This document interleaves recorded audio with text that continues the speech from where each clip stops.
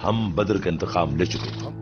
जंगे ओहद के बाद मुशरिकीन मक्का ने सोचा कि उन्होंने मुसलमानों से बदला ले लिया है। कुछ ही अरसा गुजरा कि बनी नजीर और मदीने के यहूदियों ने अल्लाह के रसूल को कत्ल करने की कोशिश की, लेकिन अल्लाह ने अपने नबी को इस साजिश से बचा लिया। ऐसा करने की वजह से यहूदी मुसलमानों की नजर में आ गई। जब यहूदियों को ये मालूम हुआ कि वो मुसलमानों का और मुकाबला नहीं कर सकते, तो उन्होंने हथियार डाल दिए। अल्लाह के नबी ने बनी नजीर के कबाइल को मदीने से निकाल दिया, लेकिन दूसरे यहूदी कबाइल को रहने दिया, इस शर्त पर कि वो मुसलमानों से वफादार रहेंगे। निकाले गए यहूदियों ने मुशरिकीन मक्का और दूसरे यहूदी कबाइल को मुसलमानों के खिलाफ भड़काना शुरू किया। ओहद की जंग जीतने के बाद अबू सुफियान तकब्बुर से भर गया और मुसलमानों को खत्म करने के लिए उन्होंने पूरे अरब से 10,000 लोगों को जमा करने का प्लान बनाया। दूसरी तरफ मदीना में मुसलमानों की कुल आबादी 10,000 से कम थी। मुशरिकीन मक्का की जब इस तैयारी का नबी को पता चला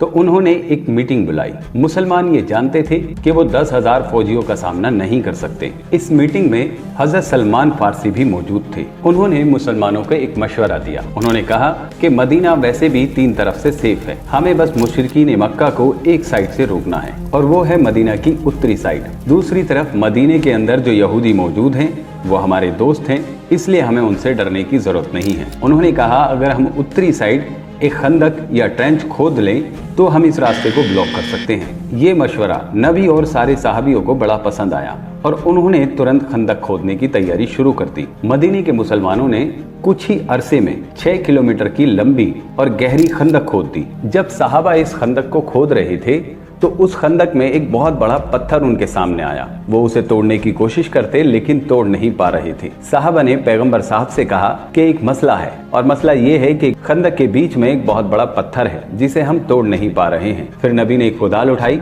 और उस पर जोरदार वार किया। उसके बाद उन्होंने कहा शाम यानी सीरिया हम मुसलमानों का होगा। दोबारा जब उस पत्थर पे वार किया तो उन्होंने कहा ईरान, ईरान भी हमारा होगा। और तीसरी बार जब पैगंबर साहब ने उस पत्थर पर वार किया तो उस पत्थर के छोटे छोटे टुकड़े हो गए। उसके बाद नबी ने फरमाया यमन यानी यमन भी हमारा होगा। वहाँ खड़े सारे साहबी हैरान थे क्योंकि उन्होंने अपने सामने एक चमत्कार देखा था, एक मिरेकल। ईरान, शाम, यमन ये उस जमाने की बहुत बड़ी हुकूमत थी। आज हम देख सकते हैं कि ईरान, शाम, यमन ये तो छोटी चीज है, उसके आसपास के बहुत सारी कंट्री मुसलमानों की हैं। वहाँ खड़े मुनाफिक ये देखकर हंसने लगे। मक्का वालों की फौज जब मदीने के करीब पहुंची तो उन्होंने खंदक को देखा और खंदक को देखकर वो टेंशन में आ गए और सोचने लगे ये क्या है, क्योंकि ऐसी चीज उन्होंने पहले कभी देखी नहीं थी। दोनों फौजें एक दूसरे के सामने आई और दूर से एक दूसरे को देखने लगी। मुशरिकीन मक्का के लिए पॉसिबल नहीं था कि वो खंदक के इस पार आ सके, क्योंकि हद्दे नजर तक वो खंदक फैली हुई थी और उसमें कोई जगह ऐसी नहीं थी जहां से वो एंटर कर सके। जब मुशरिक आगे बढ़ते तो मुसलमान तीरों से उन पर हमला करते और उन्हें मजबूरन पीछे हटना पड़ता, जिसमें कई लोग मारे भी जाते। बहुत दिनों तक ऐसा ही चलता रहा। आखिरकार मक्का वालों को गुस्सा आया और उनका एक ग्रुप किसी तरह से खंदक के उस पार पहुंच गया। उस ग्रुप का जो लीडर था उसे हजरत अली ने खत्म कर दिया और बाकी बचे लोग वापस भाग गए। ऐसा लग रहा था कि मक्का वाले इस जंग को किसी भी हाल जीत नहीं सकते। अबू सुफियान के दिमाग में एक आइडिया आया और उसने मशवरा किया कि देखो भाई, मदीने के अंदर तो हम घुस नहीं सकते, लेकिन मदीने के अंदर जो यहूदी हैं उनको अगर किसी तरह से हम कन्विंस कर लें तो फिर जंग का पासा पलट सकता है। यहूदी अगर मुसलमानों के घर पर हमला कर दें तो मुसलमानों को मजबूरन पीछे हटना पड़ेगा और फिर आराम से हम खंदक को पार करके उधर जा सकते हैं। इस बात के लिए यहूदियों ने तुरंत हाँ कर दी और वो सारे वादे भूल गए जो मुसलमानों से उन्होंने किए थे। मदीने के अंदर मुसलमानों के घरों पर जैसे ही यहूदियों ने हमला किया, मुसलमान इस असमंजस में पड़ गए कि वो अपने घरों पर अपने बीवी बच्चों को बचाएं या मक्का वालों के सामने यहाँ डटे रहे। यहाँ तक कि पैगंबर साहब ने कहा अब बचने का सिर्फ एक ही रास्ता है कि हम मक्का वालों से सुलह कर लें। ये बात सुनकर साहबा ने कहा अगर ये अल्लाह की तरफ से है तो बिल्कुल हम डील करते हैं, लेकिन अगर आप हमारे बच्चों को बचाने के लिए ऐसा बोल रहे हैं तो ऐसा ना करें, हम आखिरी सांस तक लड़ेंगे। ऐसी कंडीशन में जब मुसलमान बुरी तरह हार रहे थे, कहानी में एक ट्विस्ट आया।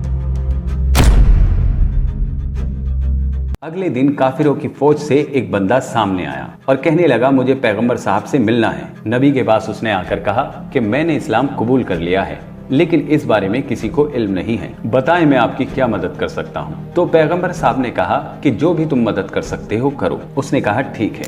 वो सीधा गया यहूदियों के पास। उसने यहूदियों से जाकर कहा कि मक्का वाले बहुत बड़े धोखेबाज हैं, उनका साथ कभी मत देना। अगर उन्हें थोड़ा भी लगा कि वो हार रहे हैं तो वो तुम्हें यहीं छोड़कर भाग जाएंगे और उसके बाद तुम्हें मुसलमान छोड़ेंगे नहीं। अगर फिर भी डील करना चाहते हो तो उनसे गारंटी के तौर पर कुछ आदमी जरूर मांग लेना, ताकि मजबूरन वो अपनी बात पर डटे रहें। अगर वो सच्चे हैं तो तुम्हारी शर्त जरूर मान लेंगे। उसके बाद वो बंदा सीधा अबू सुफियान के पास पहुंचा और कहने लगा, तुम्हें पता है यहूदियों ने कभी किसी से वफा की है?